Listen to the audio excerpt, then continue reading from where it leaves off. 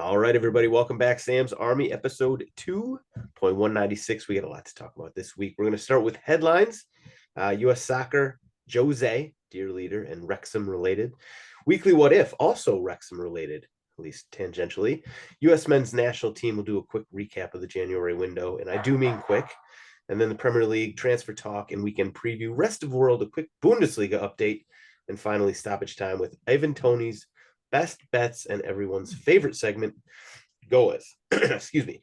Now it is time to welcome in these beauties here with me this week, starting with the man who is off camera at the moment, a sniffle-free Tyler Terrans, who is also gainfully employed by MLS and/or Apple at this point, officially. How does it feel to have the news out there that you're not going to be sleeping on my couch? Well, that train has not exactly left the station yet. I want that to be clear. No, I'm excited. I've known obviously now for a few weeks, but that day where the press release comes out is always fun. I remember the Chicago Fire one back in 2020.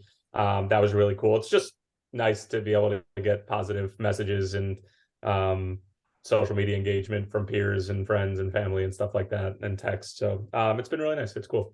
You pop a bottle, even if it was a Budweiser? So, my plan is, and I don't think it's going to happen tonight because I have this virtual dinner that I told you I'm hosting, but my plan was my landlord is the owner of Gibson's and all the Gibson's owned restaurants in Chicago. And for those of you Chicagoans know that Gibson's is arguably the best steakhouse in Chicago. Maybe some people would say Bavette's. My plan is to take the gift certificate that he gave me for being the first tenant in his new building and go treat myself instead of the bar at Gibson's. That is the theoretical bottle that I'm going to pop with a nice glass of whiskey. And just plop my ass down there and eat as many calories as humanly possible. I like it. Well, if you need a partner, maybe I'll join you. Are you inviting yourself to my self celebration? I am. This gig? Listen, it's always better to celebrate with somebody, even if it's going to be the bartender. Just somebody. Next up, we got after a long layoff, we've secured the services again of old friend Steve Cerruti of The Ringer. It's great to have you back. How you been, sir? I'm good. Yeah, we had to take an Everton break for everyone's mental health and well-being, including mine. And now, again, I've talked about the different phases. I've been in the acceptance phase for Everton getting relegated for at least 12 months now. So we're just playing with house money at this point. So this won't hurt me at all. I'll say that. I'm happy to be back on.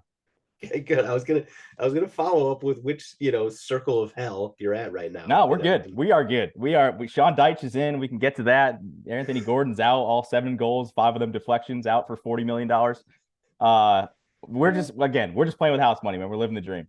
Okay, I like it. I like where your head's at right now. You are emotionally stable as any Everton fan. In fact, as any Scoos fan at the moment that I've heard of. Yeah. It's kind of a shot at Tyler.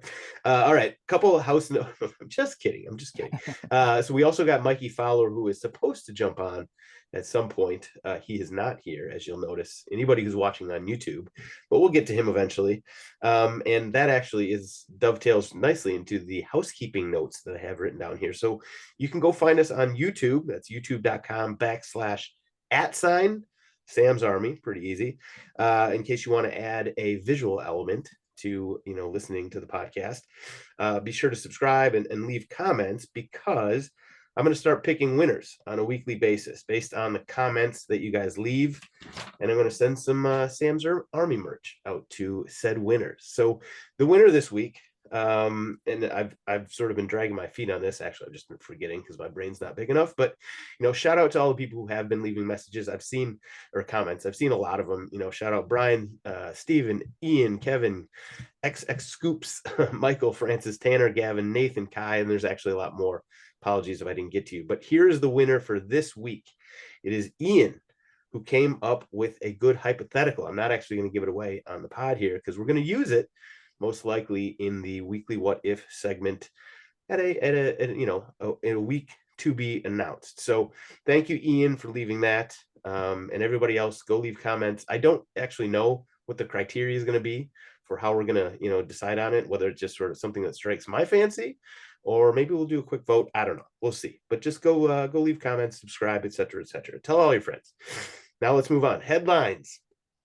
All right. So this is a follow-up to last week's news that Brian McBride is out as the GM of US Soccer. So even bigger news hit on Thursday that Ernie Stewart is leaving his post as the sporting director to head back to PSV in Holland. So if anybody, keeping notes at home, we've got no sporting director, we got no GM, and no permanent coach to start the most important World Cup cycle in US soccer history. Our pets' heads are falling off. Everything's good. Yeah. Other than that, everything's great. Yeah. So there's two ways to sort of look at this, in my mind, anyway. Number one, you could be nervous about sort of all the upheaval at the moment, going into, as I said, the biggest cycle in US soccer history, or you can be excited about basically, wiping the slate clean, having a fresh start, and getting after it. So, Steve, let's start with you. What are your thoughts on, do you come down on the more excited or the more sort of nervous? I think it's like cautiously optimistic would be the way that I would describe it, because, I was in the camp of, even before all this news came out, that, if we got turned down by Zinedine Zidane, if we got turned down by Jose Mourinho, if we got turned down by Pep Guardiola, Jurgen Klopp, every big name in the book, which again, they're pie in the sky people. If you were to get any of them, it would have been a home run hire, in my opinion. All right, you get turned down by all those people. You're not qualifying for the next World Cup. You've got to figure out, it's going to be like a weird 4 years anyway. What's the rush in getting the next manager in, right now? I was just like, wait till the end of the season, at the end of the European season, when you have a little bit of a clearer picture of who's available potentially. So that was kind of my thought going into this. And now this just further stamps that home. If you don't have any leadership in place, then you certainly can't hire a manager. And I think that's the right call. Everything just gets put on pause, and you kind of have interim people run as we saw recently, some of the friendlies. I don't think that's that big of a deal, and I don't think it really sets us back, if anything, because you don't want to hire the wrong people just because you feel like you're pressed for time for something that's 4 years from now. So I am cautiously optimistic. Now, do I think they're going to bring the right people in? That's where I put cautiously in front of optimistic. No, I don't. Because I still think there's a lot of weird nepotism and just bad decision making and who's getting a bag full of cash around US soccer. But I think, I like the direction of just hey, we're screwed. Let's just bring back Berhalter. Let's just bring back the same people just because we're scared. All right, at least, clean house, new group for 2026. It might turn out terribly. It might not. But I think at the end of the day, you have to be optimistic right now as a US fan. Okay. Tyler, anything to add there? I know you do. No, I don't have anything to add on that. I'm more excited to talk about this window, but I sign off at everything that Steve said. I mean, there's no reason to rush this. Just make sure we get it right, and make sure that the other thing is that I hope that we're interviewing people outside of our quote unquote comfort zone, right?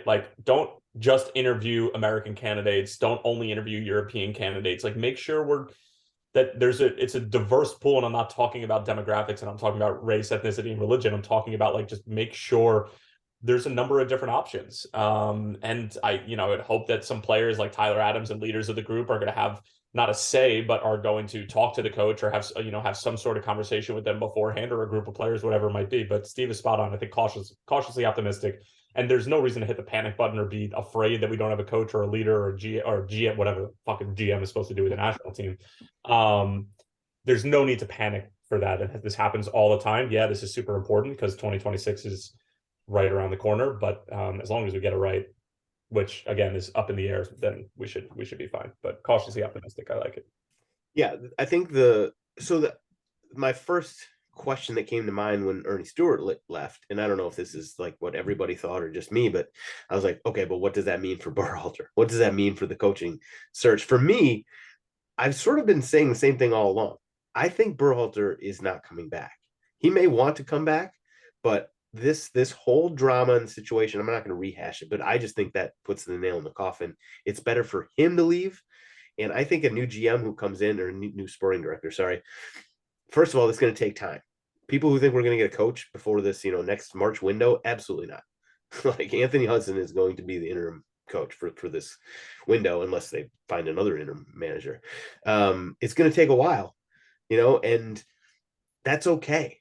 There's so much, angst and whatever, just toxicity, anger on Twitter right now about how do you not have a coach? How I understand that, but at the same time, finding the right person is better than finding, a person right now. And if we got to wait, we got to wait a little while. And to that point, I'm sorry I didn't tell you guys about this, but Copa America 2024, which I didn't include on the menu, is huge. This is massive and for so many reasons. So not only is it going to be awesome to have essentially a de facto World Cup, in our backyards, maybe even Chicago will get a game. God bless us. But having that on the schedule makes the team and the job essentially way more attractive for coaches who, if we're going to try and really shoot for that top level coach, it makes it way more attractive to have a real important tournament on the schedule in 2024. So I'm so excited, and it's going to give us our experience. This team is they've been through the wars of World Cup 2022, but they're still young, and more experienced, the more better. And getting a real live bullets tournament experience like this is invaluable. It's going to be awesome. And so, yeah, Mikey. So Mikey's here, by the way. Everybody say hi, Mikey. What's up, Mikey? Any thoughts on either the coaching vacancy, the sporting director vacancy, Stewart leaving, Copa America, anything on that front? Probably nothing you guys haven't covered in depth already, but I will say that I'm not sure which, if you were to tell me I want to hire first, whether it be a coach or the top Got chair. to be the sporting director. It has to be a sporting director because everything flows downwards. It does. Like, so Cindy Cohn and JP Baston or whatever, they're not going to make the call on a coach. They're absolutely not going to make that call. So it's got to be a sporting director. I don't know how the GM, it's a weird structure. There might not be a GM on the men's side, I think is what they acknowledged. We'll see, but it has to be a sporting director. Sporting director is coming in, and just like Ernie Stewart, when he was brought in, his main number one thing he was going to be judged on was who he hired as coach. And, winner or loser, he picked Greg Berhalter, and he had to stomach all the blowback that came with that. And it is what it is. But now we got a fresh slate, and we move forward. In a vacuum, real quick, do you think it's an attractive job to, like, hypothetically, if it's Jose Mourinho, because I know we're going to get into him next. I think we kind of overrate. We're all fans, so like it's hard for us to say this. I wonder if it is enticing a job with it being in the States, a lot of pressure on, hey, like, this is our golden generation, quote unquote. Like, I wonder. And now there are some guys that be like, yeah, I want that challenge. Like, this is awesome. This is, if I hit it in America, like, I'm going to be a legend forever. But I wonder if we overrate how great of a job it is just because we're kind of fans. Possibly, but you get to live in the United States. You get exposure of the U.S. market. I mean, there's a lot of things beyond just our fandom. But Tyler, go. I totally agree with you. I think that the attraction of living in the States and being able to do something involving the game that I assume we're talking about a European who's going to potentially be a part of this, or even a South American, whatever it might be, and to be able to do that in the States it's a huge pull. I mean, think about the fact that, like, I'm just using Chicago Fire as an example, is Bastian Schweinsteiger doesn't even come to Chicago, comes to Bridgeview, Illinois to finish out his career. And, like, anybody who's been to Bridgeview and played at SeatGeek Stadium, like, it is a terrible place from, like, a European standpoint to go and spend almost every single day. And I'm not saying that to be an asshole. I'm just saying it because it's true. Now, think about if you could actually live in the city of Chicago, go downtown to the beautiful new offices that the U.S. Soccer Federation has, and be able to help grow the game in America in, like, one of the best cities in the world, especially during the summer. I think that that's super attractive. I want our sporting director to be somebody who's going to be here for a long time and has a long-term vision, and somebody who's European. I want the sporting director to be that. I don't know what I want from my coach yet, but I want a sporting director to be somebody who's, like, invested in growing the game in this country, because that's ultimately what the sporting director is going to be responsible for the next, like, you could argue 4 to 12 years, if they do a good job. So, like, I would love for that person to be somebody who's, like, a huge fan of Americana, incredibly accomplished in Europe and across the world, from a soccer standpoint, and just somebody who wants to build something. And like we were talking about, like, I think Jurgen Klopp would be a perfect sporting director for the U.S. men's national team. Like, somebody who enjoys a project and enjoys a challenge. That's why he took over Liverpool. That's why he took over Dortmund. I mean, these are not easy clubs to operate. If you really want an easy job, go to PSG or go to Bayern or go to City. I that's agree with Tyler, true. but we all know, by the way, that Schweinsteiger joined the MLS to win the World Cup. Like we all know this. Come on. That's true. True.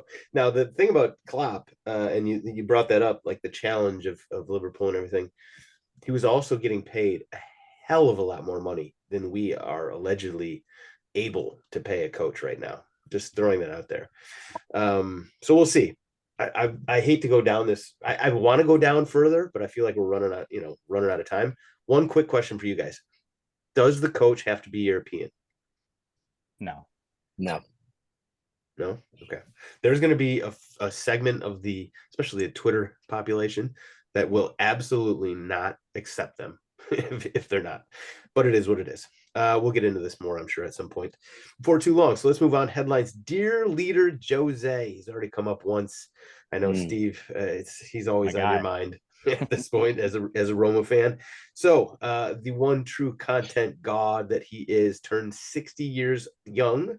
Not old, young last week. So congratulations to him. He will always hold many special places in my heart, especially now that he's not coaching Tottenham. But we're going to everybody's going to go around the circle, give their favorite Jose Mourinho moment. We're going to start with you, Steve. What do you got for us?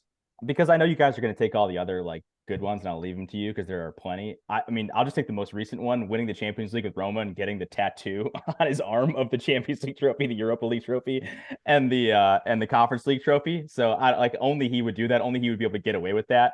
Only he would be able to claim that like the third tier European competition is like actually a big deal. It is a big deal for Roma, to be honest with you, but for Jose, a guy that's won everything else, only he could actually claim that and be cocky about it. So I didn't love him when he was at United. I didn't love him when he was at Chelsea, and I've grown to really, really love and appreciate him now, and that's part of the reason. Fair enough. Fair enough. I like that one. Mikey, I feel like I know where you're going to go with this. Steve, couldn't agree with you more. Jose, with age and I guess distance from my beloved, has led me to absolutely fall in love with the guy. So all these moments, it's funny because I witnessed the moments, with Wenger, and the moments where he's talking about I prefer not to speak, and I think in my head, what a dickhead in the moment. But I look back and those are some of the most iconic things in the sport in my lifetime. So I think I prefer not to speak would be my guess, but or my pick. But I have to go with the moment where he told everyone basically on his team to pick up yellow cards in the second half of a match in Europe. Just the first guy ever that's like, well, this is clearly an opportunity for me to do this. And other managers, everyone always talks about it. I feel like it comes up on podcasts a lot. Like, hey, Saka's got 4 yellows before we play Tottenham and United. Should he pick one up? Nobody's ever actually gone out and executed a deliberate yellow card scheme like Mourinho. And I don't think it'll ever be done again. So that's his whole. He is the ultimate 3D chess guy. Like he is just, that's what he's doing. It's incredible. It's incredible. It always works out for him too. I'll give you that. At least when he's not playing or coaching Tottenham. Tyler, who you got? Or what you got? All right. So I'm going to treat this like GOAWs. I have a good Jose and a bad Jose. Bad Jose. It was in a press conference. It was before, oh boy, whoever he was coaching when Frank de Boer was at Crystal Palace. Yeah. Manchester United. Sure. And somebody asked him a question about something related to Palace's tactics or something like that. And Jose just unsolicited just calls him the worst manager in Premier League history or something like that. And I think that Frank de Boer had already gotten fired at this point. He's like, I don't know why you asked me this question. He is literally worst manager in Premier League history. Those are the numbers.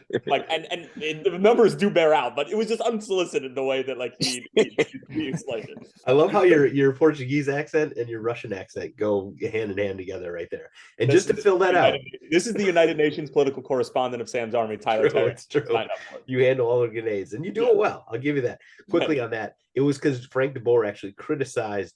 He said that Marcus Rashford should leave Manchester United because it was something about. There you go. And he's like, yeah, Mourinho's like, yeah, literally the worst. he'll learn how this to. This is what Frank de Boer had to think. This is what I think. Yeah, he totally shit on him. Okay, your other one.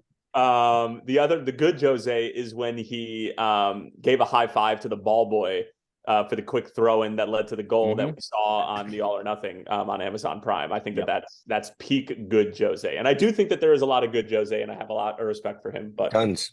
Yeah, that's those. Sam, are you going to give one? Me? I mean, I got a lot of them. Sri the Sri is good. is like Yeah. respect. I mean, Yeah. that whole response was he took losing the game 3-1, and he like grabbed the number 3, the number that like the opposing team had scored on him. I think he's at Manchester United at this point, and he twisted that into, I have 3 Premier League trophies, and all the 19 other managers in the Premier League have 2. Like, how do you even do that? Legend. Well done. Facts And on his that. way he said Sri was just, it will stick in my mind and forever. Shout out, honorable mention. I think that he started the whole parking the bus thing, and he used it when he was at Chelsea. He said it about Tottenham. So I respect on that one. So many Jozay moments. I am not from the battle. Please, a little bit of respect. You got to throw in the Roman Abramovich. What was it? Pay and don't speak, which was an incredible line. And then I'll just throw this in because this happened over the weekend when Roma lost to Napoli. The team took a picture in the locker room after losing 2-1, and his caption is, "What a team, what a spirit, what a performance. Let's go. See you on Wednesday." He died after what a loss. Anybody who only loses to Napoli by a goal is doing something right. Roma played well. Like, they did play well, and Victor Osimhen, we'll get to him a little bit later in the GOAWs, but like he was a good performance, but only he can get away with that in like Jozay fashion. Well, I think if Klopp did it, I think he'd get crushed for it. And oh my God, Tyler would blow a gasket. Yeah, I mean, I'm done wasting emotional energy on this team this season. We can get that later, but I'm done. I'm like Surdy right now. You can't hurt me. Yeah, exactly. I'm welcome. It's a great place to be. You're just comfortably numb. It's awesome. Yeah. You guys both. Well, I'm glad. I'm actually surprised, Mikey. I thought you were going to say his little kerfuffle with Uncle Wenger. No, I hated that, to be fair. I was debating the Dele Alli foresight because I think that's an awesome, good Jozay moment. Yeah, it was. Now he's playing in Turkey somewhere. All right, we are taking forever on headlines, but these are actually some good ones, and the last one is a good one as well. Plus, we don't have any Premier League results to go over, and we're going to skip power rankings to make Tyler happy. So we will, and Mikey happy as well. Everybody hates it but me. All right, we got to talk about this Wrexham phenomenon. So Wrexham, if you're living under a freaking rock at this point, they're a Welsh club in the 5th tier of English/British soccer. So they're in the National League. They played a 4th round FA Cup match on Sunday against Sheffield United. And so, Sheffield United, they're 2nd in the championship right now. They're almost certainly going to go up this season in the Premier League. It was an awesome game. Back and forth, tons of fun. It included a late goal by Wrexham, I think 86th minute. Looked like it was going to be the game winner. It put them up 3-2. And then a stoppage time equalizer by the Sheffield United, who was down to 10 men at the time, by the way, which, shout out to Ryan Reynolds, who, as I'm sure most people know, Ryan Reynolds and Rob McElhenney are, the owners of Wrexham. They've come in, they've sort of revolutionized it. They pumped some money into it. And their whole goal is to, bring him up into higher levels of soccer. Also, to turn it into content, which they're doing quite well. But shout out to Ryan Reynolds, who had his heart just ripped from his body on live TV with that late equalizer. So the hype surrounding, this game and, everything that came with it, perhaps ESPN's essentially their all out, balls to the wall promo and coverage of the game. It led to a lot of soul searching on Twitter, from some people who, there were people who loved the awareness, that Wrexham is bringing to the beautiful game. And, big thanks to their Hollywood owners, obviously. But along the same lines, there were some serious questions that people raised about, why are teams and leagues here at home in the US not able to or not willing to get this kind of coverage, from ESPN and everything else. So I don't know who wants to go. Steve, you're unmuted, so I'm going with you first. What are your thoughts on this whole Wrexham phenomenon and situation? I texted you before that I might be a lone wolf here, and so I apologize to you guys in advance. But I was just like very confused by the anti-MLS guy or girl who was coming out being mad about this situation, because I think you know, for example, like I saw this guy tweet and I responded to him on Twitter. So World Soccer Talk tweeted basically like, hey, this Wrexham thing is awesome. Like it's a really cool story and it's going to bring a bunch of soccer fans to the US, which I think is true in the same way that like Ted Lasso has. Like this doesn't mean that like, you know, we're building clubs here with Ted Lasso or, you know, these guys are doing anything on boots on the ground style, but it is like cool for this, for the States and cool for the sport in the country. Right. And somebody, Jace Base tweeted, like responded to it and said, Americans buying soccer teams in foreign countries and pumping money into them, totally authentic and good. Rich Americans buying USL or MLS teams from scratch and pumping money into them. That's bad because it's America. Did I get that right? And I don't understand. Like the disconnect for me is they spent $2 million on Wrexham. Okay, that's not a ton of money in the grand scheme of things, especially in professional sports. The average MLS franchise is worth over $500 million. What is $2 million from these guys going to do in the MLS, or unfortunately, like in the USL? Like sure, they could buy a USL team, but the whole point is they want to create a TV show around this thing. They're doing it from a Hollywood perspective. And I hate to say it, and I'm probably going to get hate from the MLS fanboys, and I am a fan of the league, so it like kind of pains me to say this, but like there is drama in trying to get this team from the 5th division of English soccer up, and there is a TV show to be made out of that. What is the equivalent of that in the United States for $2 million? No one has the answer to me. So when you're comparing buying to the MLS to buying Wrexham, to me, it's just completely apples and oranges. So yes, there are a bunch of Euro snob loser soccer fans in the States who are like, oh, I don't watch MLS because I only watch like the top elite players and I don't care about those people are losers too.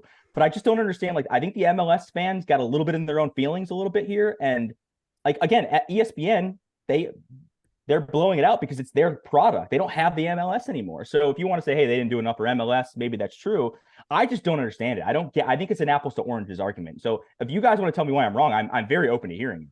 I don't think you're wrong. There's just a lot of gatekeeping in a lot of different gates going on. There's like the gatekeeping of MLS people who are like, well, if you're into Wrexham, why would you not follow a team like closer to home?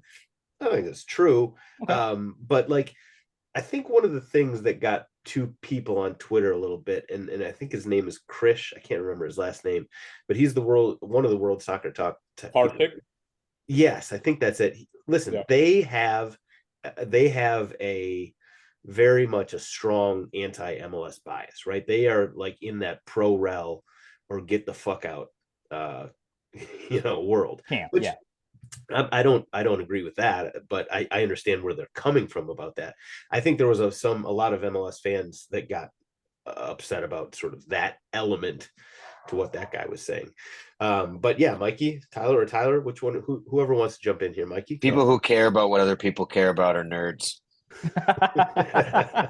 Great. All right, end of the thread. There you go. I could not agree more with what Steve is saying. If you're looking at this, like he's saying, from a Hollywood perspective, what story is there to be told? Good stories, there's history behind them. MLS is a league that is going to be 27 years old this year. 27. I'm 29. Like it's a baby, it's infancy. And the league 10 years ago looks incredibly different than it does now. Like, so I couldn't agree more with Surudu. Like to get upset about this and to act as if it's the same thing as buying into USL team, buying into an MLS team is insane. And yes, if you care about what other people care about and you're getting bent out of shape about that, you are a nerd. And look, yeah. And not for nothing, like MLS, US soccer, American sports, NFL, for whatever reason, I think that there's this willing ignorance to think that if you don't show the bad parts of the teams, of the league and those things, they cease to exist. Wrong. It hurts that much more when it comes out. LAFC tried to do this type of documentary and they failed miserably at it. It went through ESPN Plus and they just didn't give the proper all access look. And I know that a lot of these teams that are doing all or nothing and, Sunderland Till I Die, there is some sort of final cut that the team reserves. But at the end of the day, they're showing the good, the bad, and the very ugly of these clubs, these players, and the whole thing. That's life, man. We don't do that here.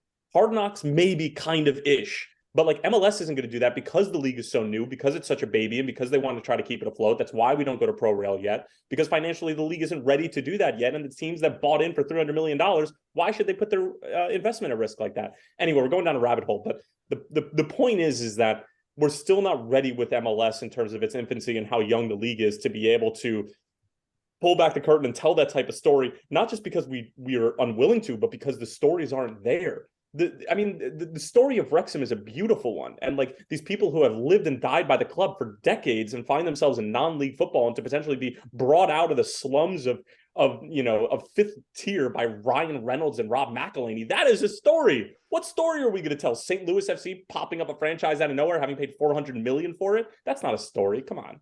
And I'm really quick. I'm glad you brought up like the All or Nothing or Hard Knocks. Like the Hard that ship is like that's declining. Like those aren't as cool anymore. They're just not. They don't do as well as they used to do. Like we have way too much access to these teams already, and that's the NFL, right? Or that's the EPL. To do that with MLS, like what's the audience there? You're not getting the average sports fan to be like, hey, yeah, let me check out this thing, unless there's something really unique about it. And there is something really unique about the Wrexham thing, is that it's this, all the things that you said, Tyler. So again, it's just apples and oranges. I agree. I mean, listen, I'm one of those people, and I think there's a lot of us out there. Maybe we're just not as vocal as a lot of people, but I love Wrexham. I love the story. I love everything that goes along with it. I like MLS. I like, yeah, it's a closed pyramid, but like it's still good soccer, and then I like EPL. I like Serie A. I like USL. I just like soccer. So I'm a gatekeeper against gatekeepers. Like, go fuck yourself if you're out here telling somebody. And I want to make one thing very clear. I am in the business of storytelling of the MLS. Like that is what I do. And I do think that there are stories to be told. And I'm not saying there isn't. What I'm saying is that from two guys who are in Hollywood and have the reach that Ryan Reynolds does, and I'm not even going to compare Rob McElhenney because he even, is self-deprecating in that show and saying that, he needed Ryan Reynolds' reach. It's just different. It's just so different. So like to get bent out of shape about it, I agree. But I just wanted to make that clear. It's not that there's not stories to tell in MLS. There's just a much better one and it's a much deeper one for Wrexham. And we're just sort of getting to the beginning of telling these stories from MLS. And hopefully this Apple deal, to sort of bring it full circle to how we started with Tyler's new gig, hopefully this Apple deal will really push things forward in terms of the way that, individual teams are unfortunately covering themselves. It sort of sounds like with, SB Nation going, whatever happening there. But yeah, we need a lot more coverage and content of MLS to just start the conversation from a national perspective. Mikey, anything to add, or we go on to weekly what if? Yeah, the winner of the repeat fixture plays fucking Tottenham. So, like that's already the biggest an MLS game has ever been. Well, they're gonna win, so congrats to Wrexham. They're not. All right, let's go weekly what if time. So this is dovetailing off of the Wrexham discussion. So hypothetically, you're given $100 million, but you have to invest it in a soccer club. Easy. What league? We don't even need to get into clubs. Wrexham, 5th division. What league are you going to? Starting with Tyler. Are you going to go Wrexham? No, I'm not going Wrexham. What league? Yeah, just what league? Any league, anywhere in the world. Yep. 100 million? 100 million. Well, it's not going to get me very What's that, half of Enzo Fernandez? Well, I was just going to say it's not going to get me very far if I want to go to Saudi Arabia or anywhere in the Gulf. Or MLS. Or MLS for that matter. Yeah, 100 million is not going to do me any good. You got to get it. You know what? I would love to invest in like a 3rd or a 4th division Spanish club on like an island somewhere. Okay. Yeah, Spanish or Italian. Yeah. I can see that. Yeah, I mean, but basically a Mallorca type thing. Yeah. Stu. What was Lake Como? What was the team that That's my team. That was my pick. Wait, can I also say that the other idea was that the owner of the Astros, I forget his name, but he is taking their sort of analytics based model and applying it trying to apply it to soccer, and they're investing in, I think it's a 2nd or 3rd division Mexican team. I think it's Cancun FC. Do they even have Pro Rel at this point? This was before that whole Liga Expansión and the whole thing went down. Okay. But anyway, they are doing that, and like that's the vibe that I'm looking for. Somewhere with really nice weather, tropical, 2nd or 3rd, 4th division, probably in Europe. And let's just $100 million in a dream. Let's see how far we can get. Okay, Mikey. Sorry for stealing your thunder. Yeah, it was going to be Como. I like the idea of a play, like how Fabregas is like playing out and then owning the club. You just have to pick your location. Like he probably wanted to stay in the sport, and him and his wife compromised on where they were going to go. So at this point, if you have that kind of money to invest in a club, pick somewhere you want to live. That's perfect, and just ride off in the sunset, caring whether you should play 3 or 4 at the back in the 3rd division or 2nd division of Italian soccer. That's the life, man. Okay. Yeah. Steve, what do you got? I'm right behind you, Mikey. I'm just gonna pick a different team. I think you asked this question. We asked a similar question to me, I believe, like on months ago, and it was like, what team would you want to invest in? Exactly. I think I said AC Milan and Roma, because like I think Serie A, there's like actually a lot of financial like upside there. The league is just poorly run. You can potentially get in there and make some money. But if I had $100 million, I would buy a Serie B team. I would buy either Palermo, because they have a great history and they're also in a great spot. And I think you could turn that thing, if you bring them back to Serie A, make them interesting again. And the same goes for Parma, another team that's historically great. Gigi Buffon's original club. Like bring one of those and like do kind of like a mini Wrexham, but do it in Italy. And I think in Italy, because of the like, if you come in there with actual cash flow and liquidity, you could actually probably be like a mid-table team in 1 year, really. And I just like look at a team like Atalanta, who came out of kind of nowhere and are now one of the best run clubs in Europe, just because they have good scouting. They had some money pumped into the club, and now they're like pushing for Champions League almost every single year. All right, so here's the idea. We get the stars of the 2nd season of White Lotus, which takes place in Italy, in Sicily, to invest in a team, and then we do a documentary similar to Ryan Reynolds and Rob McElhenney and Wrexham, and then we're all rich, and we have the best soccer team in Europe. Boom. And we live in Italy. I love this. We live in Italy. Yeah, do you want to live in East Wales, or do you want to live in in Sicily? Right. I love the. You guys took this in some nice directions, some heartwarming directions. Like there was some romance to there's some lifestyle. You're dumb though. You invest in MLS. That's where you're gonna make a ton of money. What's $100 million gonna buy you? Then? It's not gonna get you. It's not gonna buy you a club. It's gonna get you a portion of a club, and you're gonna bring some names, hopefully some Hollywood people. I want full control. I can't. I'm not a minority owner here. Hey honey, sorry we can't go to Lake Como. I half own Nashville SC. No, you win. No, listen, you buy the Phoenix Rising, you get them in MLS, and you're going to be printing money in a little while after 2026. Wait. Okay, can you go to Lake Como with the goddamn revenues? I was our wrong answer here, nerd. Oh, you guys are dumb. You have to invest in MLS. It's just listen. The whole point of this, the reason I asked this question is a weekly what if. The what if is your what if. It's not true. You can go. In fact, you don't even exist in my what if. Then to be fair, yeah. And I'm sure if I got $100 million and I'm in charge of a soccer team, I sure as hell ain't coming on here for free anymore. I'll tell you that much. Listen, the Venmo is actually going to come through this week. But the point of it is that like, if you are an owner, you're going to invest in a closed system in the MLS. There's no. I mean, Rob McElhenney and Ryan Reynolds. That was sort of a one-off because they saw an opportunity to make content, and they're making, a show that people like, and there's the romance angle. Are you a Super League enthusiast? I mean, this closed league guarantee. No, listen, I'm just being a capitalist. That's what you know. Your logic applies to the Super League. Protecting your investment in a closed league and knowing that you're going to have a return on your money. You are Agnelli. That is you. You are a realist. I'm being an absolute. Yes, I know. I'm being totally. And you're not going to have. Not me. This is hypothetical me. This is hypothetical me. You just want to make money. This is not real Sam. Real Sam. Listen, I don't. You probably know this. I don't think I've said it. I don't really care about money. I care about like soccer. I would absolutely never invest in the MLS if it was like actually me. I'm talking about just like a real person who had 100 million. There is one answer and one answer only, and that's invest in MLS, a closed system where the franchise valuations are going to go to the roof. You moved the goalposts on your own weekly what if. So yeah. You're like, hey, if I took this $100 million to Shark Tank, what would they do? Yeah, all right, maybe they wouldn't see it the same way we do, and they'd see it the way you do. But there's more that just goes into it beyond just like making money as a minority owner. It's lifestyle, it's full control of the team. It's every person's ever played Football Manager or FIFA's dream to take a team up from the net, from the lower divisions up to the top. Like that's what I would want to do.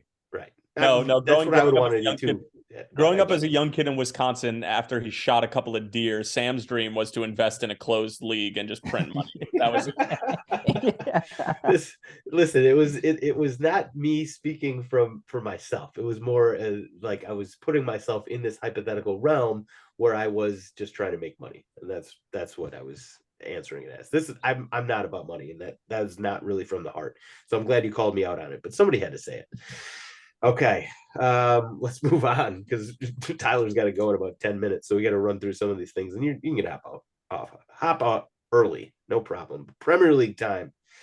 Oh no, not Premier League. U.S. men's national team time, real quick. Jesus, we got a lot to talk about here. This will be quick. Listen, we had January camp. Congrats to all the guys that called in. There were a lot of guys that got their first cap, and it was great to see that. It was not so great to watch the games. These games were ugly. Let's just be honest. The U.S. played Serbia on Wednesday. Not a pretty game. We lost 1-2. Nice goal set up by our guy Julian Gressel, headed home by Brandon Vasquez. Then we conceded 2 essentially cheapies and never really threatened again. And then that was Wednesday's game. Saturday's game, U.S. Colombia, a scoreless, I don't know, yuck fest. I mean, like that was not pretty in any sense of the word. So I know that Tyler, I think you had some thoughts on this whole January camp and everything like that. So take it away. Yeah, I mean, what we saw from this camp, unfortunately, is something that you don't ever really want to see from like any sports team, which is the dysfunctionality and the discombobulation that exists at the higher levels, and the stuff that's taking place off the field was mirrored on the field. Now, a lot of that had to do with the fact that you had a slew of guys who were making their first caps and had never played together before. Jalen Neal had never made a MLS appearance, let alone a senior men's national team cap. And it's January, and they're not in mid-season form by any stretch of the imagination. You can make every excuse that you want, but what we saw was this sort of just like there was no identity, and there is no identity of this U.S. men's national team right now, quite literally. When you're thinking about a sporting director, when you're thinking about a coach, when you're thinking about like who's in charge of preaching the ideologies and sort of the technical philosophies of this group, of what are they, and then who's supposed to preach them? Anthony Hudson, like, so you asked me if anybody had their stock go up. No, I think that unfortunately, like for somebody like Zendejas, who I thought came on and did well, that's a bad experience for him to have if he's going to make a decision between the U.S. and Mexico. And Brandon Vasquez getting a goal, sure, great. Gressel getting the assist, beautiful. Like we've seen him do that a million times for Atlanta United. But for me, it was the whole thing kind of seemed like a loss, and kind of seemed, dare I say, like almost like pointless, because there was no identity. It was great to see like DeJuan Jones getting a run in and John Tolkien and some of these guys, but like, I don't know, man. Like it was so discombobulated, and so many guys who just didn't know what was going on, and sloppy, and the stadiums were empty, or one stadium, Bank of California or BMO, excuse me, was empty. Unfortunately, I just saw like a kind of a destitute group with no identity that reflected the current state of the federation, which is like a really tough thing to watch. And I feel bad for a lot of the guys who, were fulfilling a lifelong dream, but were doing it under some pretty horrid circumstances. Yeah, I think that's fair. We're not in camp, so we don't know what the vibes are like there. But you're right, in a certain sense. These players were probably sort of set up for failure in a certain sense, which stinks. But that's also from our vantage point. Like, I was talking to Julian Gressel last week about, how camp was going, and like he was talking about Anthony Hudson, and basically, Anthony Hudson was on the staff when Berhalter was there. And so he's basically just tried to continue everything that Berhalter was doing. But listen, we can pick that apart as till the cows come home. It stinks for a lot of these guys, like Paxton Aronson. He's coming in, getting his first look. We're getting our first look at him for a lot of people. It just stinks that like it's going to have this cloud sort of over it, when on the ground, in terms of like their perception, their lived experience of going to this camp, it may be no different. Like, I know that there's disarray at the top, of US soccer right now. But in terms of boots on the ground, I bet you that like it's still a well-oiled machine. And I know that it's a very professional operation. So hopefully their experience was better than sort of our perception of their experience. That's my hope anyway. Just at individual level, some guys that stood out. Cade Cowell looked, good against Serbia. I think he may be one of the few people you could actually say that about. James Neal, Brandon Vasquez, Dwan Jones. It was cool to see him show out a little bit. Slanina had a good game. Aronson played well against Serbia for me. It sort of looked like he's gonna be a problem. He's not quite physically big enough yet to be that problem, but I think his ceiling is probably very high. John Tolkien, you mentioned. Any other names stand out for you guys, Steve? I would just say, I mean, as far as like what we need and in the short and long term, you mentioned Vasquez. Like, yeah, if he could actually become a striker, that'd be fantastic. Tyler, I disagree with you slightly in that, like, the choice of like, hey, was this a good experience for these guys? Would they just decide to just like jump ship because it wasn't awesome? I think they kind of know it's a transition period, like, and hopefully we'll get our shit figured out in 6 months or so. Like, I don't know that this would be like like I had one bad camp and I'm like, now I'm gonna go play for Mexico, or I'm just gonna like kind of scrap this. I listen, I'm not one of the players. Maybe they think completely differently. I feel like they would kind of know that this is sort of like, it's a very weird circumstance, and while the federation tries to figure their stuff out, it's still cool that they get a call up, they get an opportunity. It's still a good showcase for them. I think one camp doesn't really make or break whether or not they would pick the team or not. At least I would hope not.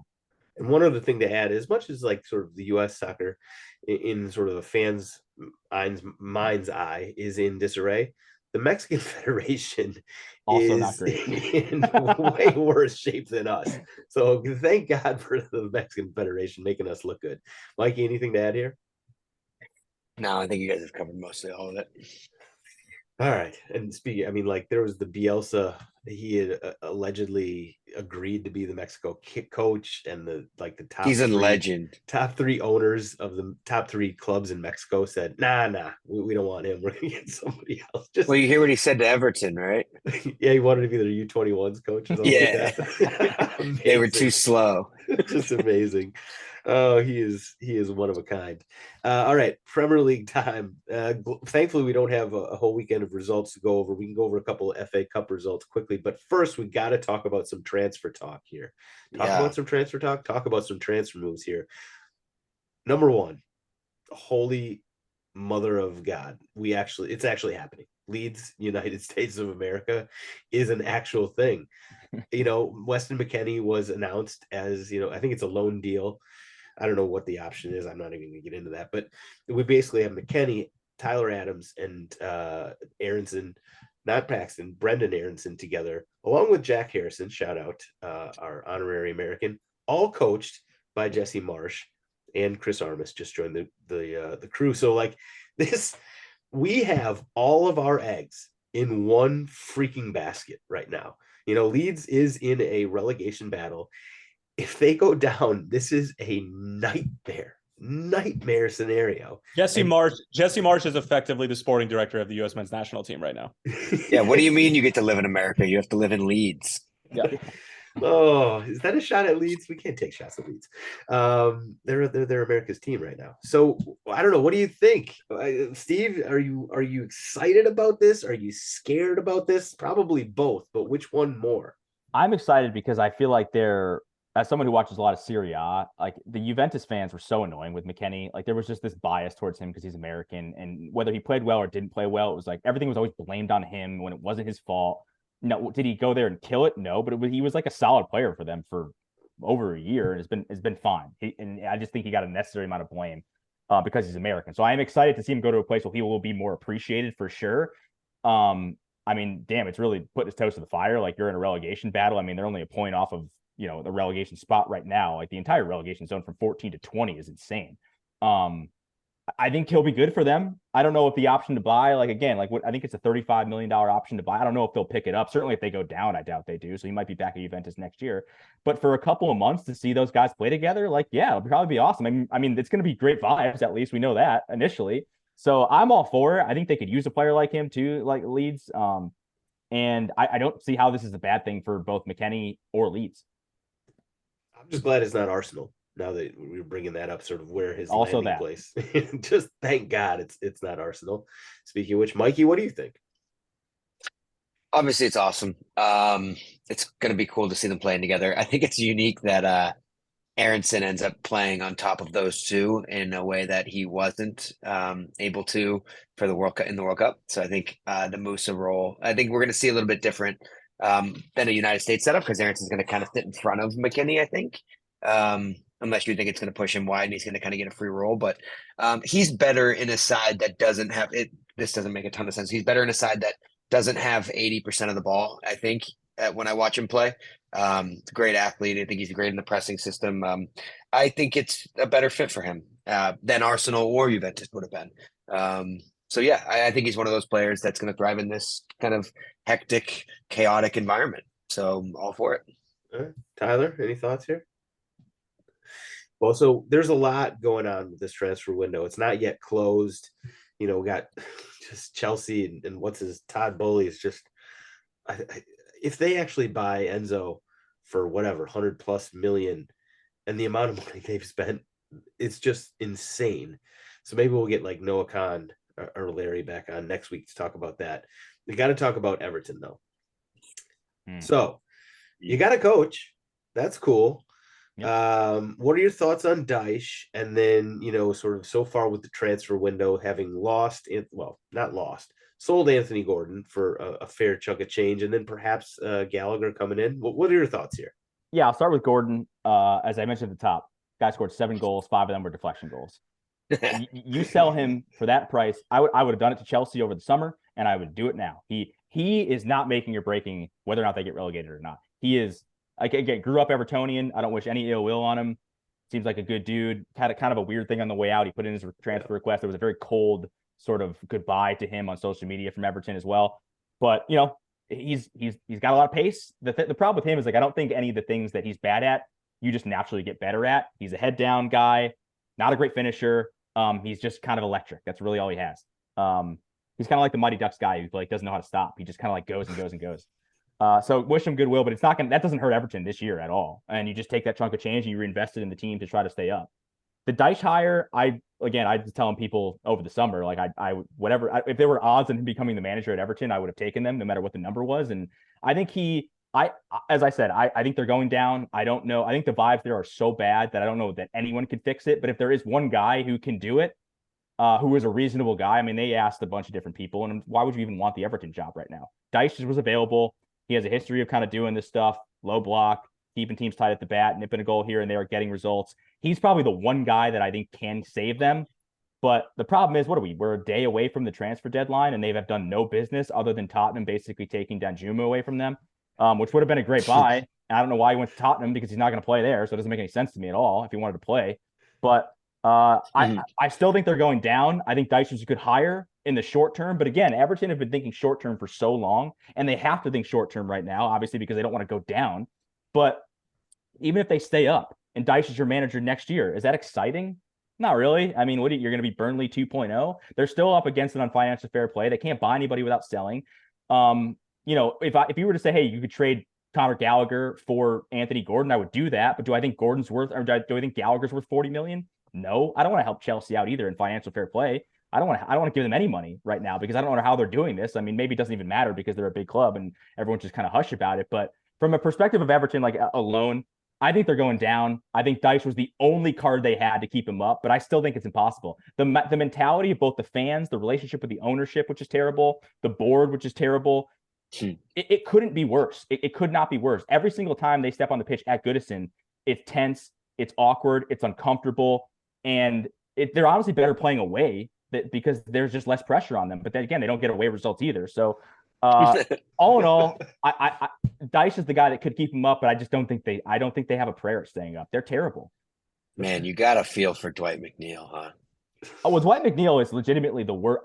The fact that they spent, anywhere near 20 million pounds on Dwight, he's terrible. He couldn't even get in the side at all. They have no wing. They have no wingers, and he literally cannot get a minute whenever he's on the pitch. He's terrible. Maybe Dyche will be able to turn him around. I mean, they've got some ex-Burnley guys in Tarkowski. I saw people joking around that we're going to get Ben Mee on a loan, which honestly at this point I'd probably just take because who knows? Our center backs are terrible anyway. But I don't know, man. Like they've just made the Everton have just done such terrible business year after year after year after year. And they have a new stadium that they're potentially going to be moving into in 2 years, which might not even get finished if they go down. I mean, we are like legitimately talking about a cataclysmic situation if they go down, like a Sunderland 2.0 thing. They can go down twice in a row. They can't buy anybody. They have their finances are terrible. So you have to think short term. Deitch is probably the one guy that can keep him up, but I still am not optimistic at all. He's the relegation battle expert. I mean, this is what you guys have. This is what you guys are now. Unfortunately, it's a rock fight. But they went down last year, and I think some of those Burnley teams were underrated. Like they were underrated, like talent. They had some guys on those teams, and they sort of sold off some players. They got a little bit thinner, and that's why they went down. To me, like no better example of what happened last year when Burnley beat Everton. I believe it was at Goodison, when at halftime Everton were winning, and Sean Dyche, coach of Burnley, said literally like their team they're afraid of their own fans. Like if we get one goal, we could turn this thing around and Goodison will immediately flip on them. And that is exactly what happened. I don't think Sean Dyche can fix that. That is a relationship between the fans, the ownership, and the players that is going to take years and multiple transfer windows to fix. So the only thing that will fix that is winning or at least drawing consistently enough to get yourself out of the relegation zone. Like that's I really don't think that that sort of issue and fans being toxic with their front office and their coach and their players and everything like that. It's strictly results based. That's all that it is. It is. You've got Arsenal and Liverpool to kick it off. So good luck, my man. I don't know what to tell you. You're going to start off with 2 losses. So they should have done this after they lost. That Liverpool game at Anfield or Goodison? I think it's at. Oh, that's a good question. Well, if it's at Goodison, it's a nailed on 0-0 draw. Well, yeah, the 0-0 as we've noted on previous podcasts, which I would take in a second. It is at Anfield, so 1-0 it is. So we'll lose 3-0. What you guys should do is wear Brighton jerseys. I don't know if Everton will score 3 goals the rest of the season. Like I don't even know if that's going to happen. Like they can't score. They never replaced Richarlison. It's just again, you say, oh yeah, like if the ties can be turned with a win or two. They don't win games. They don't do anything. They lost to Southampton, Bournemouth, West Ham, and I think I'm missing another one. All teams that are basically competing with that, there's 6 pointers that they gave 3 points to the other team that they are directly competing with. It's not just fixable by saying, hey, just sit back and play in a low block and it'll be fine, boys. Like that's just not how this is going to work. Yeah. It's funny that you bring up, the connections with Burnley and Sean Dyche and everything, because Burnley is basically the best case scenario for Everton right now. Go down, get another Vincent Kompany, revolutionize the club. I've actually gone out of my way to watch Burnley play several times this season, which I wouldn't even watch them when they're in the Premier League. They're actually not, I mean, they're fun to watch now. It's a totally different club. They're definitely going right back up. And people who are going to see them next season and think they're going to be the Burnley of several years ago, they're going to be their mind is going to be blown. I don't know, from a financial perspective, what they've done in relative to what you would be able to do, but that's the best case scenario for Everton right now, I think. I don't say this lightly. I think there's a better chance they would get relegated again than they would win the championship next year. Their finances are a disaster. They can only sell. That is insane. They can only sell to buy. They can only sell to buy. Buy to sell.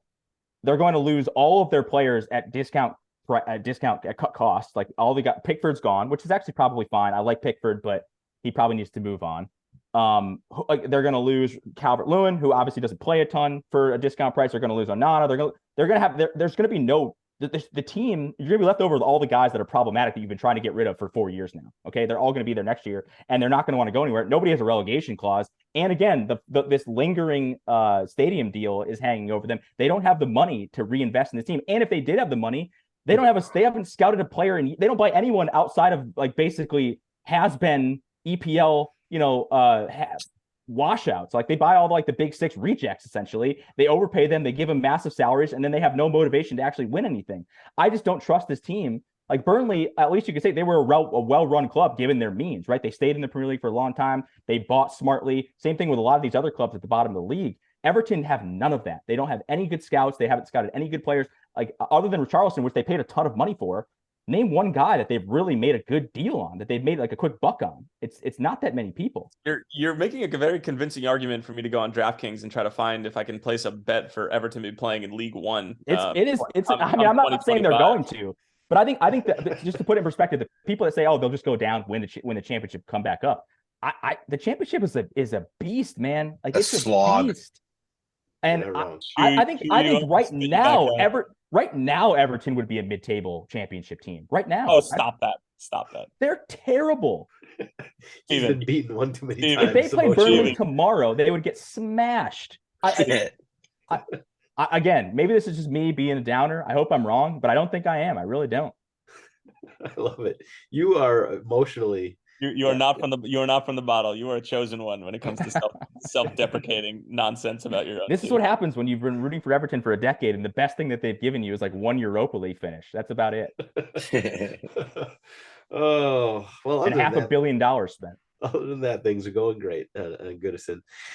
All right, Tyler's out. Everybody say bye, Tyler. We're gonna miss your face. He's probably got a haircut to get to. So we fuck you. I do not. I actually have to go work and have my first piece of income for 2023. So fuck off. My couch is available. Just keep it out there. So we'll move on quickly because the transfer window is still going on. So there's no point in getting into it any deeper. We're gonna skip power rankings. FA Cup results. There's just one we got to talk about. Mikey, I got to get your thoughts here on the City Arsenal game. There are good ways to lose games and bad ways to lose games, and I think this firmly sits in the good way to lose games category. I think if you look at both teams, the first 11s is going to be awesome at the Etihad and the Emirates, yes, but as a snapshot of where clubs are right now, and when you play a team several times, that's kind of what you get is a snapshot of the top to bottom clubs. I think the game that just took place at the Etihad is by and large the least important thing on Arsenal's agenda for the future. I think Arteta got a chance to see if some of these guys would be able to perform in big nights in Europa, and if he could rotate in Europa. And I think he saw some good things. There are obviously some players who played themselves pretty much out of the club's plans for the rest of the year. So glad we got that out now, as opposed to Conga. I am. So I think there's a lot to be said about a game that you learn some lessons from. And lose to an opponent that was better than you that day, and without losing your morale. So all okay with it. Totally fine. It's not as dramatic as all you fucks said it was going to be. Not as much as I was hoping it was going to be, although it's tough, man. Didn't derail anything. No, what's tough about it is that I hate Arsenal with like every fiber of my being, but then you see Matt Turner walk out in the starting 11 and you're like, God damn, I love that guy. And it's like, Fairfield. Fuck. Mm-hmm. What do I hope for here? Legitimately the coolest story that I'm not appreciating at this moment. I don't think a lot of people are. I know he's playing well, and he played really well in that game. I mean, there was the one goal that Lukongo essentially gave up. It certainly wasn't on Turner. If you watch him play, if you just watch Matt Turner play and like look back 2 years in terms of his distribution, it is night and day. The guy has put in so much work on that. It's incredible. So yeah, it just stinks as a Tottenham fan right now. Totally fine. Yeah. All right.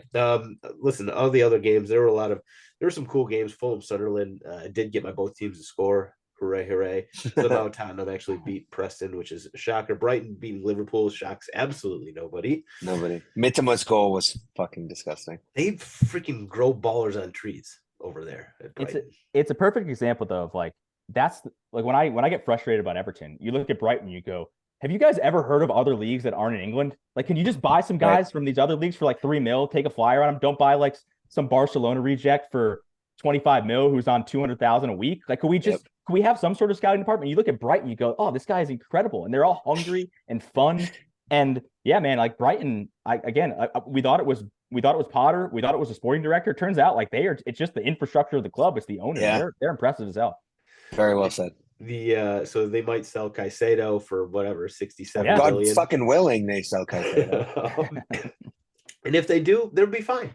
They had Matoma's just coming out of nowhere. I saw they just bought a 19-year-old from France the other day. It's funny every time you see them signing somebody, the quote tweets are great. It's just like can't wait to hear about him in 2.5 years. It's like back in the day, like whenever the Spurs used to draft somebody in like the late first round, and you're some like random guy from France. You're like, I've never heard of this guy, but he's like going to be an all-star in 4 years. That's what happens with Brighton whenever they buy a player. 100,000%. Festus Ezeli at the end of the draft for the Warriors. Yeah. All right. Lastly, for the Premier League weekend preview. Oh, yeah. What is going on this weekend? What is going on? Well, City is going to absolutely batter Tottenham. I think we gave it all we got last time. We were up 2-0. They scored 4 in a row. I bet they score 4 more on us in a row in this game. They're going to absolutely murder us again, probably. Other than that, there's like United, it's sort of a revenge game against Palace. I don't know. Any games stand out to you guys? That game is going to be such a pain in the ass. United Palace is just there's going to be a lot of complaining all over the field. Complaining. That's true. What about Everton Arsenal? How do you feel about that? I really wish, I got to be honest with you. This has old Arsenal written all over it. I need an early goal because if I see 10 minutes on that clock, I'm going to start really sweating this weekend. I promise you that. I mean, last time you went to Goodison, right? That was the correct Kamari Gray goal that basically cost you Champions League. Absolutely. And here's the thing about Everton is they absolutely fucking suck against every team that they should compete against, and they somehow get a point against City, or they'll somehow beat Arsenal and piss their fans off even more. I'm not saying I'm just saying it could be spicy. And if you look on the schedule, Sam, as well, for what Arsenal has to look forward to, I think that City game in 2 weeks is going to cause some. I think the Brentford game is dangerous as well. I think Everton and Brentford aren't necessarily as 6 points as people think. I think as a young team, that taste of City is going to be what people are looking forward to. And I think there's 6 points to be not left on the table between now and then. Those are not easy games. I don't know about this Everton game because I'm kind of on new manager bounce, dead cat bounce. Maybe, but that Brentford game, that is what I would be worried about if I were you. I am worried about it. Yeah, no, it's fair. They are good. Brentford is legitimately good. I think the game of the weekend is probably on Friday. Yeah, Chelsea Fulham. Yeah, that should be a good one. So is Felix able to play yet? No, I think so. We were talking about this last week. I think he's got one more. Yeah, but wasn't the FA Cup game? Didn't that count? Those don't count anymore. Oh, it doesn't count anymore. Oh man, that's a bummer. Yeah, those don't count anymore. Wow, that changes things. Yeah, he's out. So I have no read on that game whatsoever. Mudryk will score. Ooh, I like both teams to score in that game. I would have loved it with Felix. I hate betting both teams to score. I love betting that. Well, it depends on the team, but Fulham it's about even money. Yeah, interesting.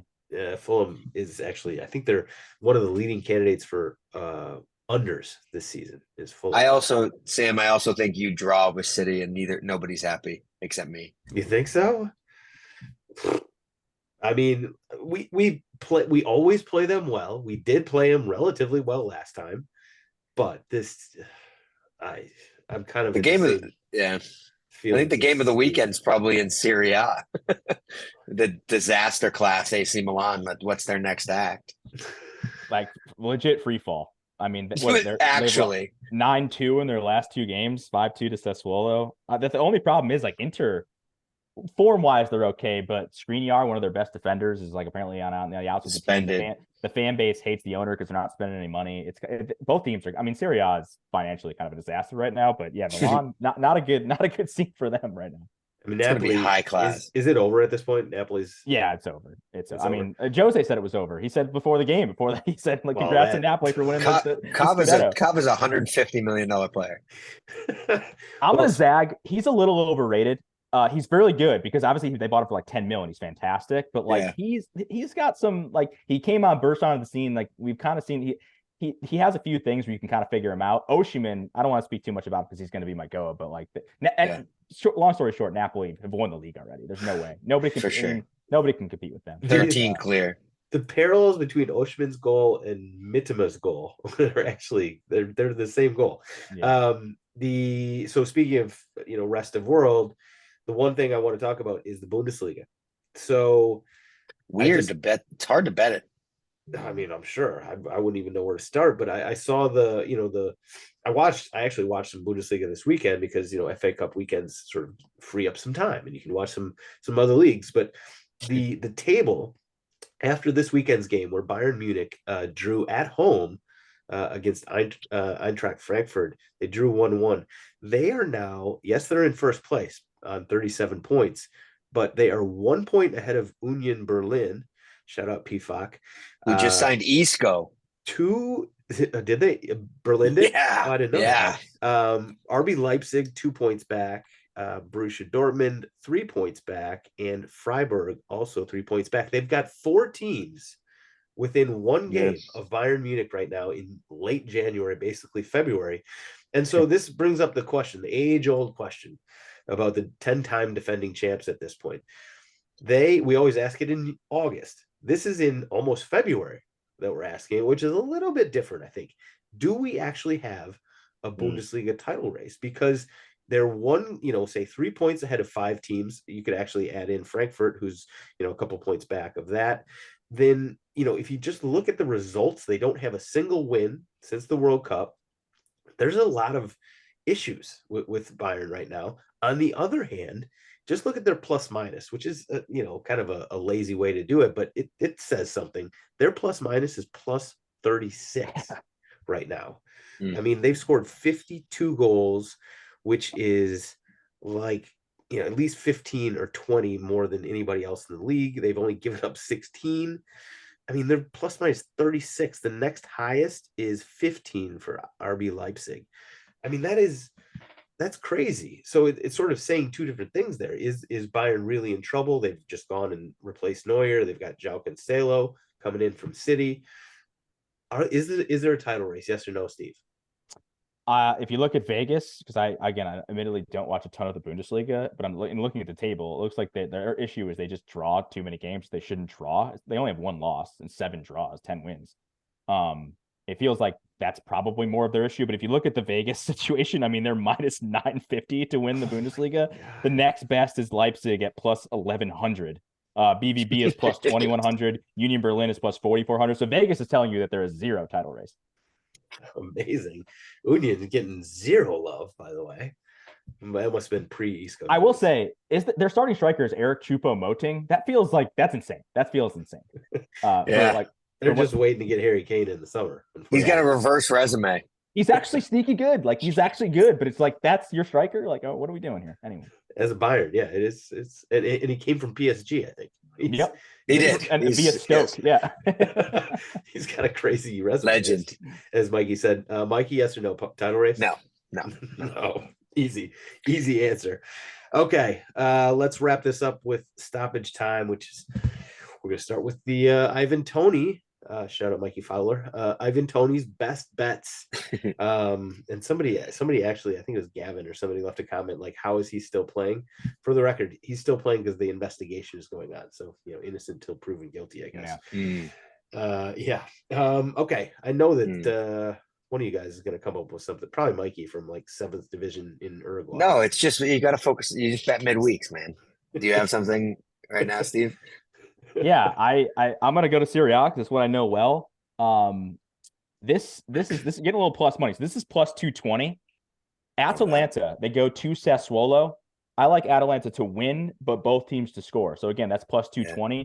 They score. Adamola Lookman, former Everton great, by the way, is absolutely he's the second leading scorer in Serie A. Really fantastic. Well. I saw that. And Sassuolo can get up and down too. Like, they have some guys. They obviously just beat Milan 5-2.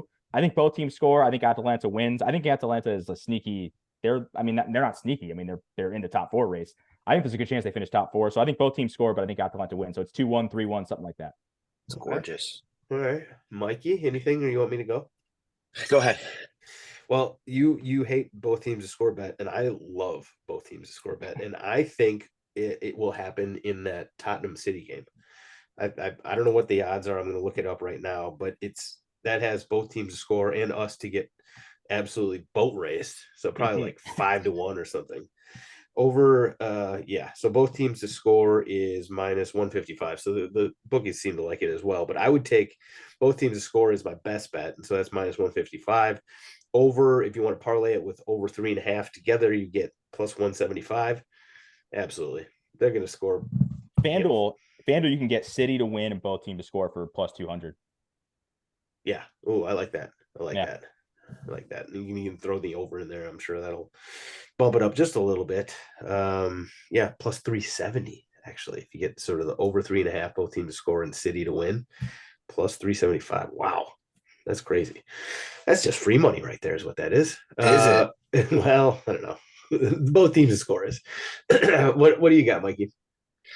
So I've been doing this thing, which is going to sound pretty crazy, but I do 3 bets in a day. So it's you put them all together: one over, one draw, and then one outright winner. So I have like a little bit of a system for it, where if the road team is within 5 places but below the home team, you bet the draw there. And I think the Betis Barcelona game has draw written all over it, with Betis hosting Barcelona at home.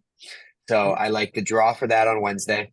I like the over in Nantes and Marseille, and PSG win on the road at Montpellier after drawing against Rennes. So if you put those 3 together, you get right around between 600 and 700 usually each week. So that's my fun little thing to do on the weekdays. Put 25 and 50s here and there. Well, system bet, huh? Okay. I've been doing it a lot. Yeah, it's fun. And you can hit it over. You can hit it over quick. Yeah, I've hit a few. All right, there you go. You're just playing for the tie. That's it. And playing for a tie. Anybody who if you get the doesn't tie, know, yeah. Mikey's got this live bullets thing where if he sees what's going on with that? It's basically just looking at, like, scrolling FootMob in like the 50th minute of games and seeing if someone's trailing with a huge XG disparity, and you bet win or draw mostly, and you just root for them to come back into it. All right. I like how you put disparity and discrepancy together into one word. That was good. I don't know how that happened, but no, that's kind of what you just look to see. You try to analyze run of play as much as possible without actually watching the game and pretending like you know. I was going to say, I was wondering if it was like a game you were always watching, and you're like, or if it's just no. It's kind of you turn it on when you look, but if you see like a 1.3 or 1.4 and they're down 1-0, jump all over that. Okay, there's a system. You can get a lot of systems. I like it. I like it. So this is on Twitter, so check out Mikey's live bullets thread on Twitter. Let's finish it up. Go is time. Everybody's favorite segment. So, Steve, you look like you're confident. I know for a fact you got at least one of them ready. I'll go on the good side of the Goa. I just got to talk about Victor Osimhen. Watching that dude, I've watched him 2 games, 90 minutes of, and I've watched obviously like different parts of games that he's played for Napoli this whole season. That dude, I don't know. Like, he obviously was bought for like 80 million from Lille. It was like the biggest transfer in the history of Napoli. It was very odd because Napoli doesn't usually spend that kind of money on one player. They're usually pretty savvy. They'll buy guys for like 10, 15.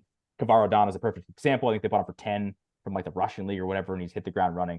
But they splashed the cash on him, and you're like, all right, that's a ton of money for like what is not one of the biggest clubs in the world. That dude is so freaking good. If you haven't seen it already, the goal he scored this weekend against Roma, he's had 2 absolute worldies against Roma this season alone. The most recent one, which happened this Sunday, it was a cross that came in. It was kind of high.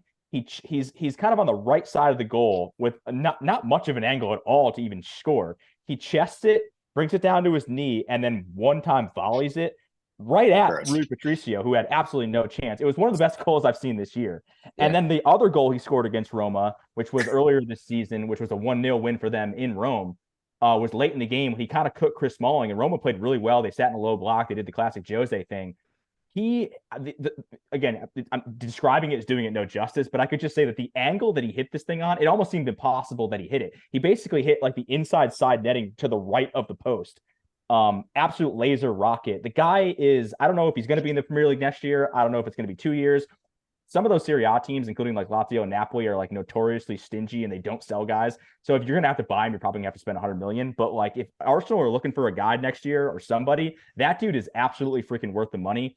Physically, skill-wise, he has anything that you want. I thought that I was always Team Vlahovic as like the best striker in Serie A. Obviously, you have Lautaro Martinez, Tammy Abraham's in that group as well. Dybala is technically a striker.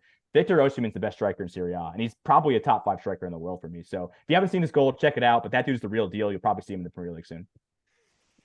I don't disagree. Do you see the Jozay's other comments about him? He's basically Didier Drogba, except Drogba doesn't dive.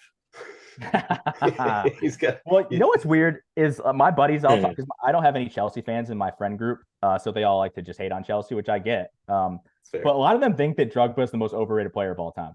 Because if you look at his goal scoring record, he actually doesn't score a ton of goals. He just scores big goals in big games, which like there is something to be said about that. But that shows these guys. So in my FIFA, what was it, FIFA 06, one of the first FIFAs I ever played, the World Cup edition, I always play with Ivory Coast. So Drogba will always have a soft spot in my heart. But there are some stats if you go and you go, was Drogba actually as good as we thought he was? I've heard a lot of sort of advanced stat people sort of question Didier Drogba's greatness, but if you watched him play, though, man, that guy, that guy was good. Mikey, who you got? I found mine today. It goes to Sean Dyche for the interaction with John McGinn. Have any of you heard this story? I heard it for the first time today. I'm going to tell it in a worse version, but Dyche was moaning at McGinn. This is back, I don't know what year this was. Dyche was moaning at John McGinn, and McGinn turned to the bench and yelled, "Shut up," at Dyche. Dyche goes, "You've been in the Premier League for one season and you think you're proper big time telling me to shut up." To which McGinn fired back, "You've been in the Premier League for 6 seasons and you're still wearing the same shit coat, you big prick." And I think they're meeting on February 25th. If you want to hear anybody tell that story, it's going around on Twitter. But I am a fan of seeing Sean Dyche back, if not for the shithousery, then at least for the shitty tactics. So I'll be really hating loving him this weekend. It's funny to watch him. Like, he had Maxwell Cornet and he's just like, hit it as hard as you can, and we're playing winger now. So I can't wait to see what happens here. The one good thing about Dyche to Everton is like the meme potential, because now there's like a thing where like all Everton fans are like comparing him to Stone Cold Steve Austin because he like kind of vaguely looks like him. So they're making like Dyche 442 t-shirts instead of the Austin 316 stuff, which I would buy that shirt. It's a fantastic shirt. So the meme potential of Dyche is through the roof. I love it. Well, I'll wrap it up here. I'm going with the Barcelona women. So they won their 50th consecutive league match last week. So they're the first team in history, I think, men's or women's, to do that. They are so good. They won the Champions League last year. I'm sure they're going to win it again this year. You know, first of all, the men's team is kind of on the upswing, it seems like. I'm sure they still got financial problems to deal with after, who was it, Gavi's contract was not actually signed off on by La Liga. So they clearly got some financial issues still going on there. But the women's team, oh my God, they are ridiculously good. And hopefully somebody comes up and gives them some competition, because it has not happened recently. There we go. Thank you, Steve. One more thing, Sam. Sorry. Yeah. I've always been a huge Jorginho fan, and I just wanted to put that out on the record. Yeah, right. Anything I've ever said about him is satirical. Oh, Mikey, you're double talk. I swear. Thank you, Mikey, for jumping on. Thank you, Tyler, for jumping on. Steve, great to have you back. Hopefully have you back on again soon. Shout out to my guy Dalton, who always edits these. There's a guy, Joe, that was like making sizzle reels. Easy for me to say on Twitter. So thanks to him as well, which you can go see us on YouTube. Go check it out. And that's all we got. Thank you guys and girls for listening. We will see you guys and girls next week.